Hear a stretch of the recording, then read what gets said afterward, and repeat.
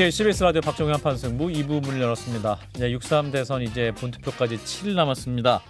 그리고 잠시 후 1시간 후에는 마지막 대선 후보 TV 토론이 예정돼 있습니다. 이 시간에는 김태년 더불어민주당 의원 모시고 현재까지 대선 판세 짚어보고 나온 변수는 무엇일지 말씀 듣겠습니다. 의원님 어서 오십시오. 네, 안녕하세요. 예, 의원님 지금 골목골목 선대위 경기도위원장, 더불어서 후보 직속 국토공간혁신위원회 위원장, 뭐 편산이즘 위원장, 경제안보위원장 한 5개 됩니다. 위원장 굉장히 많이 맡고 계시네요. 정신이 하나도 없습니다. 그만큼 중책을 맡고 계시는데 제가 일단 골목골목 선대위 이게 딱 귀에 딱 들어와서 정말 골목골목 다니시는 겁니까? 예, 이제 저는 주로 뭐 지역구는 당연히 하는 거고요. 예. 그 경기도에 원외 지역들이 있습니다. 우리 예, 의원이 예. 없는 지역, 이런 지역을 집중적으로 가서 뭐 장애도 가고 또 거기 뭐 단체도 방문하고 그래서 경청 주로 이제 경청하는 거죠. 예. 원외 지역이면 더 좀 운동이 필요한 지역을 가신 그렇죠. 거잖아요. 예, 우리 열세 지역이니까. 열세 지역이니까. 예. 무슨 말씀 드리셔요? 서민들이. 어렵다요. 어렵다. 예, 먹고 살기 어렵다가 뭐 다 뭐 모든 주민들이 다 그렇게 말씀들 하고 계시는데 예. 그도 그럴 것이 지금 우리 가처분 소득도 좀 낮아졌고 예. 그러다 보니까 소비가 위축되어 있고 얼마나 어렵겠어요. 장사 안 되는 거죠. 그 코로나 때보다 어렵다는 말씀들을 그냥 다 저도 말씀하셔요. 들었어요. 다 말씀하셔요. 변호사 예. 지인들이 그 코로나 때보다 예. 더 어렵다고 다들 말하는 예. 경우들 많이 그러니까 들었어요. 지난 윤석열 정부 3년 동안 도대체 나라를 얼마나 망가뜨려 놨는지 또 경제를 얼마나 힘들게 해놨는지를 요즘 여실히 뭐 보여주고 있는 거죠. 더더욱이나 지금 이제 KDI가 올해 경제 성장률 0.8%로 전망을 했는데 이건 정말 심각한 거거든요. 일이 안 되는 거네요. 예, 심각한 겁니다. 그래서 이 위기를 어떻게 극복할 것인가 예. 이런 측면에서 보면 그래서 이제 이번 대선이 너무 중요한 거죠. 새로운 희망, 어떤 새로운 기대 이런 것들을 만들어내는 그런 대선이 되어야 될 거라고 생각합니다. 예, 자 골목골목 선대위 경기도 위원장으로 또 활동하신 얘기 잠깐 해주셨고 본격적으로 대선 얘기 짚기 전에 저희가 속보 들어온 게 있어가지고 한덕수 전 총리, 그러니까 대통령 권한대행 이분이 이제 막판까지 국민의힘 대선 후보로 단일화 한다 안 한다 하다가 결국에 이제 후보로 안 됐는데 이분 관련해서 오늘 출국 금지 조치됐다. 최상목 경제부총리와 함께. 그리고 대통령실 CCTV가 공개가 됐는데 이분이 계엄 선포 전에, 그러니까 윤석열 전 대통령이 10시 20분 계엄 선포하기 전에 계엄 포고령을 확인한 거를 영상에 찍혔다는 거예요. 그러면서 선포 직전 포고령 문건을 받아가지고 대통령실 2층에 있는 대접견실에서 이 포고령 문건을 확인 검토하는 장면이 찍혔다. 그리고 한 전 총리가 포고령 문건을 주위에 있는 국무회의 참석자들과 공람하는 장면도 있었고 이상민 전 장관이 언론사 단전 단수 외에 다른 지시를 받는 장면도 CCTV에 찍혔다. 그럼 이분이 계엄 선포 몰랐다. 이분 말씀 많이 했고 당시 국무회의도 그냥 차담의 수준이었다. 뭐 이 정도 얘기를 했었단 말이죠. 아니 지금 문건 정확히 보신 거네요. 그렇죠. 아니 뭐 이렇게 제가 지금 뉴스를 여기 와서 지금 봤는데요. 이 정도면은 핵심적인 관여자, 공모자 아니겠습니까? 이런 사람이 뭐 마치 자기는 뭐 이런 이번 내란 사태하고 관계 없는 것처럼 그렇게 뭐 주장하고 그 다음에 또 대통령까지 출마하려고 했었잖아요. 아주 뻔뻔하죠. 국민을 이렇게 기만할 수가 있습니까? 하여튼 최악의 공직자였다고 생각을 합니다. 실제로 나는 이 뉴스 나오기 전에도 대행으로 있으면서 뭐 거부권 행사를 할지 또는 특검 임명 안 하는 것, 그다음에 헌법재판소 재판관들 임명 안 하는 것 이런 것들을 보면서 야, 이 양반이 아주 헌법과 법률을 얼마나 우습게 생각하는가 이제 우리가 봤잖아요. 최상목도 그렇고 뭐 한덕수도 그렇고 그때도 최악의 이 공직자구나 이렇게 생각을 했었는데 오늘 뉴스를 보니까 이건 뭐 그걸 더 넘어서서 국민을 완벽하게 아주 막 속이려고 했던 거 아니에요? 이게 이분이 무엇보다 한덕수 전 총리가 2월 20일 헌재에서 증인으로 이제 10차 변론길에 증인으로 나와서 했던 말이 있어요. 계엄 선포 당일에 대통령실에서 계엄과 관련된 문건을 보거나 받은 기억이 없다 이렇게 말씀했거든요. 영상에 있네요. 그래서 이거를 명백한 거짓말한 것이다.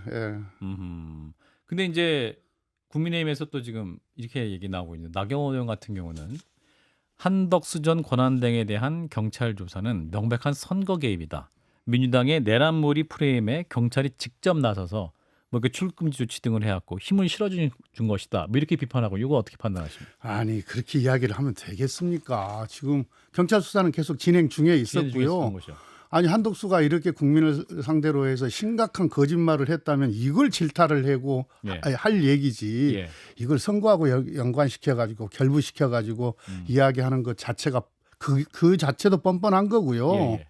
그래서 국민의힘을 내란 동조당이라고 이야기를 하는 거예요. 예.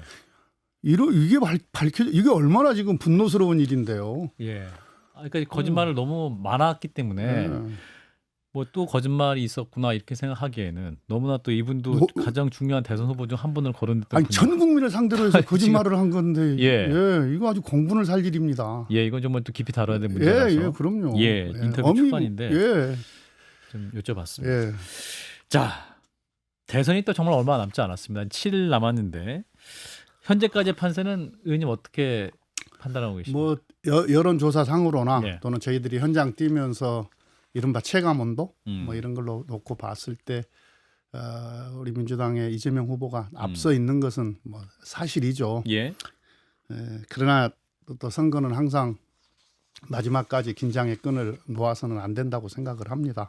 더 절실하게, 더 겸손하게 그렇게 국민들 만나서 우리 후보를 선택해 주실 것에 대해서 호소하고 이런 일을 해야죠. 다행히 지금 민주당의 모든 구성원들이 참 절박하게 뛰고 있는 것 같아요.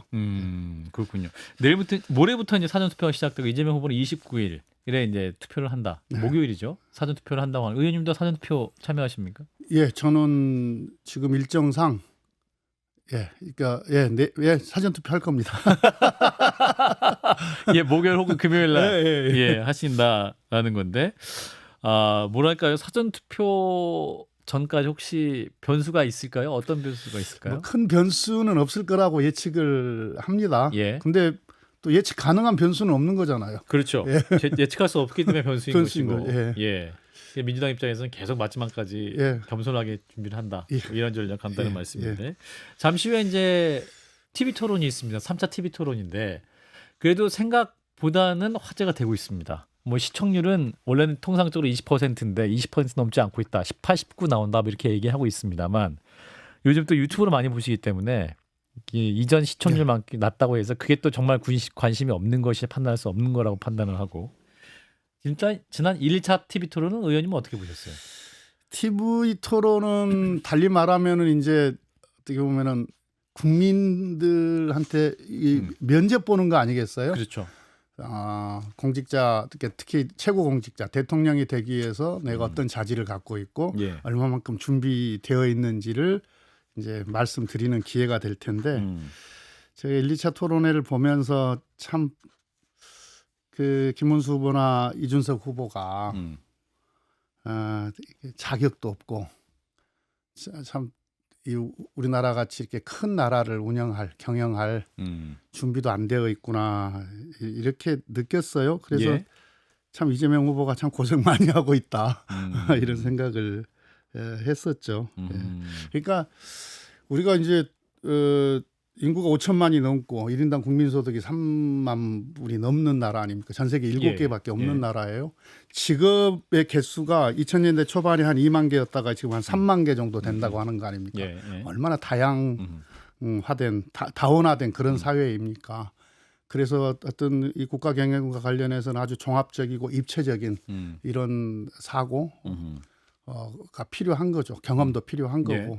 그런 측면에서 봤을 때 김문수 후보는 정말 맹탕이었고요. 아무것도 준비가 안 된 그런 사람이었습니다. 근데 대통령 후보가 되는 과정을 놓고 보면 그럴 수밖에 없잖아요. 뭐 국회 본회의장에서 일어서지 않았다는 것만으로 어느 날 갑자기 후보가 되고 그 다음에 한덕수하고 또 한덕수 또 나오는데 되면은 단일화하겠다 뭐 이렇게 막 해서 후보가 되었는데 정말 대통령 할 준비가 안 되어 있다 이런 거고요. 이준석 후보도 보면은 이제 뭐 화제를 불러일으키는 몇 가지 토론이 있었습니다만 예. 뭐 이따가 이야기할 기회가 있을지 모르겠는데 팩트 체크를 해보면 다 엉터리거든요. 아 그런가요? 그러니까 뭔가 이렇게 관심을 끌기 위해서 이재명 후보를 공격함으로써 자기 주가를 올리겠다고 하는 어떤 작전 뭐 이런 것만 능하지 예. 기술만 능했지 실제로 내용은 참 엉망이었던 것 같아요. 예. 민주당에서도 이제 실시간으로 팩트 체크하면서 또 SNS로 대응을 하고 계신 걸로 네, 아는데 예. 어떤 부분에서 팩트 체크가 엉터리였습니까? 아니, 하나만 꼽아주신다면? 예, 그 뭐죠, 그 최저임금과 예. 관련해서 TFMP, 예. TFMP 예. 이거 캐나다에서 실행했다가 이거 캐나다에서 실행했다고 막 주장을 했었잖아요. 예. 근데 실행했다가 실패해서 이거 좋은 정책 아니다 그래가지고 예. 폐기했던 정책 아닙니까? 예. 폐기했던 정책을 마치 뭐 캐나다에서 지금 하고 있는 것처럼 이야기를 했고, 예. 그다음에 간병비 급여와 이재명 후보의 예. 간병비 급여와 공약을 공격을 했었는데 15조 원 든다고 계속 강변을 했거든요. 근데 이 15조 원은 뭐냐면 모든 입원 환자들이 모두 다 중증 환자여가지고 모두 다 간병이 필요한 경우 15조 든다는 추산이 하나가 있죠. 예. 근데 모든 환자가 다 간병이 필요한 건 아니잖아요. 예.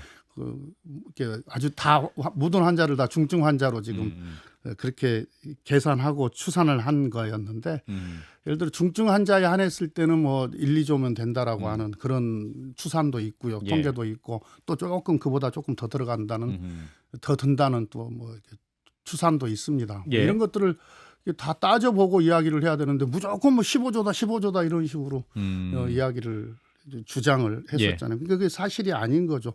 더더욱이나 이게 뭐 전면적으로 한꺼번에 실시할 일도 아니고 시범 사업부터 시작해서 점진적으로 가능한 어떤 그러니까 재원 조달 등 재원 조달을 또 가능한 범위들을 설정을 하고 이렇게 시행을 해갈 문제인데 예. 그런 측면에서 참 이것도 일종의 기술을 부린 거라고 저는 생각을 해요. 기술을 썼다. 예. 아까 좀 전에 캐나다 사례는 TFWP 프로그램이었던 것 TFWP. 예. 약간의 미세한 차이가 있어서 말씀드렸습니다. 예, TFWP. 자, 의원님은 이제 경제안보 위원장이시잖아요. 예. 그러면 이제 사실 지난 경제토론에서 서로 후보들 간의 비판만 좀 오갔다, 공방만 오가서 구체성을 좀 유권자들 알기 힘들었다 이런 말씀들을 하셔서 의원님께 좀 질문을 드리면 이재명 후보가 대통령이 되시면 그럼 경제는 뭐가 핵심적으로 바뀔 수 있다? 어떤 걸로 경제 살릴 수 있다? 0.8% 성장이 예상되는 상황에서. 네. 그러니까 이제 시장을 공정하게 만들고 그다음에 혁신을 통해서 성장을 하는 거거든요. 근데 지금 당장 급한 게 지금 우리가 아까 모두에도 말씀드렸듯이 지금 내수 기반이 완전히 무너져 있어서 우선 내수부터 살려야 됩니다. 내수 활성화 정책 필요하거든요.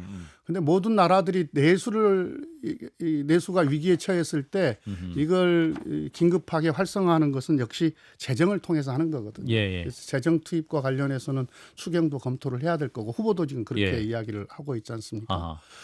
그리고 이제 근본적으로 중요한 것은 지금 기술 패권 경쟁의 시대잖아요. 기술 없으면 외교도 안 되는 거거든요. 기술 없으면 완전히 뒤처지는 나라가 되는 건데 어떤 기술을 확보하는 정책 이게 대단히 중요하고 그러니까 산업적으로 보면 우리가 이제 세계 시장에서 우위를 가질 수 있는 그런 이 첨단 전략 산업들 육성하는 문제, 투자를 확대하는 문제, 이것도 아주 전략적으로 잘 해야 될 문제인데요. 이게 어떤 공정한 기반 위에 이런 내수 활성화 그리고 어떤 이 첨단 전략 산업들을 중심으로 한 어떤 기술 투자를 통한 혁신 경제 이런 것들을 통해서 경제를 살려내야 한다고 생각을 하고요. 사실 근데 기술에 대한 강조는 이준석 후보도 이분이 또 컴퓨터 전문하시다 보니까 기술 AI 필요하다 하고 공대 있고. 출신들한테 비판 많이 받던데요. 아, 그런가요? AI 전문가들한테 비판 많이 받던데요. 그리고 또 김문수 후보 역시 과학기술 중요하다 얘기 계속 하고 계시기 때문에 그럼 이재명 후보의 과학기술 진흥 정책이나 투자는 어떤 면에서 좀 다른가? 그러니까 이제 윤석열 정부가 보면은 그 R&D 예산을 대폭 삭감을 했잖아요. 그래서 지금 R&D 관련한 인력 그 구조가 많이 허물어져 있어요. 희망이 없으니까 뭐 다른 나라로 가버리고 또 우리 학생들이 또 이공계 관련해서 지원을 안 하고 뭐 이런 문제가 있지 않습니까? 그러니까 어떤 재정 다시 복구해야죠. 예. 복원해야 되는 거. 복원뿐만이 아니라 더 늘려야 됩니다. 그래서 우리가 세계 시장에서 우위를 분명하게 확보할 수 있도록 그렇게 또 투자 확대를 해야 하는 거고요. 그다음에 이제 또 하나는 이게 이제 재정으로만 또 해결이 안 되는 거 있지 않습니까? 예. 이때 재정을 마중물로 해가지고 민간 자본까지 그렇게 끌어들여서 어떤 거대한 어떤 펀드 같은 것들을 만들어서 예. 우리 핵심 전략 산업에 대해서는 과감하게 투자하는 전략들이 필요할 거라고 생각합니다. 예. 자, 오늘 이제 3차 그리고 토론 이제 또 하나는 인력 문제죠. 인력. 인력 양성과 관련해서도 지금까지하고 좀 다른 그런 어떤 접근들이 필요할 거라고 봐요. 그렇군요. 예. 자, 오늘 이제 정치개혁과 외교안보가 TV 토론 주제이긴 합니다. 또 의원님의 안보위원장이 경제안보위원장이시니까 예. 오늘 토론에서 관전 포인트는 어떤 부분이라고 보십니까? 자, 지금 윤석열 정부가 망가뜨린 외교가 뭐 때문에 그랬습니까? 일방외교 때문에 그런 거거든요. 편중외교 때문에 예. 그런 거거든요. 외교는 국익을 중심으로 해서 뭐가 우리나라에 도움이 되느냐, 우리 국민의 삶에 도움이 되느냐를 보고 실용적으로 접근할 필요가 있지 않습니까? 예. 그걸 누가 갖췄는가, 그런 전략을 누가 잘 가지고 있는가를 좀 이렇게 볼 필요가 있을 것 같고요. 예. 또 하나는 역시 외교의 꽃은 또 평화라고 하는데 특히 우리는 이 평화 체제를 유지하는 문제는 너무 중요합니다. 우리 국민의 삶과 예. 관련해서 예. 우리 경제하고도 밀접한 관련을 맺고 있어요. 예. 코리아 디스카운트 문제가 있기 때문에 그래서 누가 이 평화를 실현해낼 수 있는 전략을 갖고 있는가, 이걸 좀 잘 봐야죠. 사실 이제 오늘 조선일보 사설에 어떤 내용이 있었냐면 후보들 간에 그 통일 남론 얘기가 없더라. 이런 걸 지적했더라고요. 근데 실제로 보면 오늘 아마 이제 말씀을 하실 수도 있겠습니다만 사실은 북한과의 문제, 북한과의 관계 문제, 더불어서 통일 관련 문제는 또 헌법에 명시된 문제이기도 하고 대통령이 또 분명히 수행할 미션 중 하나이기 때문에 이 문제도 어떤 대선 후보자로서 어떤 생각 갖고 계신지가 중요할 텐데 이재명 후보는 어떤 관련? 후보가 누차에 걸쳐서 분명하게 이야기하지 않습니까? 예. 싸우면 이겨야 하는 거고 예. 또 싸우지 않고도 이겨야 되고 예. 더 잘하는 것은 싸울 필요가 없는 나라를 만드는 것, 예. 싸울 필요가 없는 체제를 만드는 것. 그래서 이 관점에서 대북 문제는 이게 관리를 해가야 된다 이렇게 보는 거죠. 그렇군요. 이제 각 정부마다 어떤 한반도 평화 프로세스라든지 예. 어떤 북한 문제를 관리하는 어떤 특정한 어떤 컨셉이 있었기 때문에 이재명 후보 같은 경우 어떤 뭐 지금까지 이제 우리 민주당 정부가 해왔던 예. 뭐 김대중 정부나 예. 이렇게 김대중 정부, 노무현 정부, 문재인 정부가 해왔던 어떤 평화를 지키기 위한 여러 가지 대북 그 관리 정책들은 계승을 하겠죠. 예. 이제 거기에다가 또 새롭게 변화된 환경 속에서 더 이렇게 더 풍부화된 그런 정책들이 구사될 거라고 봅니다. 그렇군요. 자, 오늘 민주당 얘기를 좀 넘어가 보면 오늘 이제 진짜 보수, 민주 보수 공동 선언식이 있었습니다. 선언식이 이제 허나정 개혁신당 대표 그리고 권오을 전 의원, 이명박 정부 인사로는 전광호 전 금융위원장, 또 김용남 전 새누리당 의원, 또 윤석열 정부 초대 해군 참모총장을 지냈던 분도 참여했다고 하는데 어떤 의미가 있었다고 보십니까? 글쎄요. 뭐 그 개개인으로 놓고 보면 이런 위기 국면에서는 예. 우리 민주당이나 또는 이재명 후보가 위기를 극복하고 더 이렇게 성장하는 나라로 만들 수 있을 것이다. 더 유능하다. 예. 더 실력이 있다. 뭐 이렇게 판단이 됐기 때문에 지지도 선언하고 또 들어오신 것 아니겠습니까? 예. 그런데 이제 이걸 좀 더 확장해서 보면 정치가 더 이상 진보, 대보수 뭐 이런 구도로만 형성되지는 않는다. 그렇게만 경쟁하지는 않는다. 뭐 이런 걸 또 보여주는 또 하나의 상징적인 그런 장면이었다고 봅니다. 그렇군요. 사실 이제 너무 또 광폭으로 이렇게 다 받으시다 보니까 이게 이제 받은 이후에 화학적 결합 잘 되는 거야. 뭐 이런 말씀도 하시거든요. 우리 당은 원래 스펙트럼이 원래 넓었기 때문에 뭐 충분히 결합할 수 있으시라고 보고 또 우리 당이라고 하는 민주당이라고 하는 플랫폼에서 본인들이 갖고 있는 어떤 실력 이걸 충분히 발휘할 수 있을 거라고 봅니다. 그렇군요. 또 하나로 지금 대비되는 게 오늘 오전 11시에 이낙연 전 대표.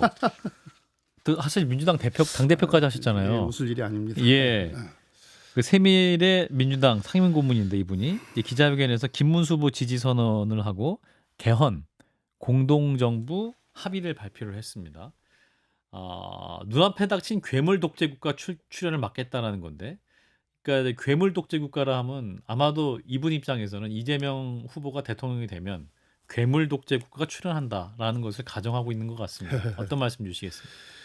본인이 대통령이 되고 싶어 했잖아요. 그렇죠. 그런데 이재명 후보한테 이제 경선에서 패해서 그 꿈을 이루지 못했는데 그랬다고 해서 이렇게까지 이런 행보까지 걷는다고 하는 것은 예. 정말 납득하기 힘들죠. 그런데 괴물 아까 어떤 봤는데 괴물 하던데 괴물 독재 국가. 예, 진짜 괴물이 누구였는지 이분이 모를 리가 없거든요. 진짜 괴물은 누구였는가 되묻고 싶다. 예, 그러니까 윤석열 정권 3년 내내 우리 국민들은 입틀막하고 본인들은 귀틀막을 했던 정부 아닙니까? 이게 괴물이었던 거죠. 예. 그 결과 지난 3년 동안 정치, 경제, 외교, 안보 다 무너뜨려 놨잖아요. 예. 마지막에는 공직기관까지 지금 무너뜨려 놨는데 예. 그러니까 국정 운영했던 시스템을 붕괴시켰어요. 이게 괴물이었던 거죠. 더 나아가서 12월 3일 날 위헌적이고 불법적인 그런 계엄을 했어요. 이거 내란 아닙니까? 예. 국민들한테 총뿌리를 겨눴어요. 이거야말로 진짜 괴물이죠. 이런 괴물들하고 손을 잡겠다, 연대하겠다, 공동정부를 운영하겠다. 이건 정말 뭐 방송이라서 좀 그랬습니다만은 참 분노스러운 일이에요. 분노스러운 일입니다. 더구나 이제 개인적으로 놓고 보면은 한때는 뭐 동료 의원이었고 또 한때는 제가 이제 같이 지도부 우리 정부의 정책 제가 당의 우리 정부 때 장애 정책위의장 할 때 이제 이분은 총리여서 뭐 일주일에 한 번 이상씩은 이렇게 만나서 회의도 하고 또 국정 운영과 관련해서 논의도 했던 사이고 또 제가 원내대표를 할 때 이분이 당 대표를 한 겹치는 기간이 한 8개월 됐었나요? 예. 또 그렇게 함께 일을 했던 사이여서 굉장히 가까우셨는데 그러면 뭐 그런 측면에서 보면 가까웠던 사이죠. 그러니까 정치적으로야 뭐 진즉 이분의 선택에 의해서 결별을 했고 정치적으로는 제가 뭐 특별히 예의를 지킬 일은 없었습니다만은 이번 일 같은 경우에는 도저히 뭐 용납이 안 됩니다. 그러니까 인간적으로 이제는 예의도 지킬 필요가 없어진 거 아닌가 이런 생각이 들 정도예요. 이건 정말 그러니까 본인이 이제 민주당에서 쭉 성장했던 분이기 때문에 민주당에 대한 뭐 큰 배신이기도 하지만 그래도 한때는 국민의 사랑을 받아서 대통령이 되려고 했던 사람이기 때문에 이건 국민에 대한 배신이죠. 어떻게 내란 세력과 손을 잡습니까? 의원님 이제 보내드릴 시간이 돼서 정치가 금도가 있는 거지. 이제 선거 한 7일 남았습니다. 이제 국민들이 호소하는 말씀 듣고 마무리하겠습니다. 그렇습니다. 아까 이제 처음에도 말씀을 드렸지만 지금 우리가 뭐 정치도 그렇고 뭐 경제, 외교, 안보 다 지금 10초? 무너져 있는데요. 이걸 되살리려면은 회복하려면은 유능한 정부가 필요한 거고 그러기 위해서는 실력 있고 유능하고 경험 있는 그런 지도자가 필요합니다. 이번에 그런 관점에서 선택해 주시면 감사하겠습니다. 네, 더불어민주당 김태년 의원이었습니다. 고맙습니다, 의원님. 네, 감사합니다.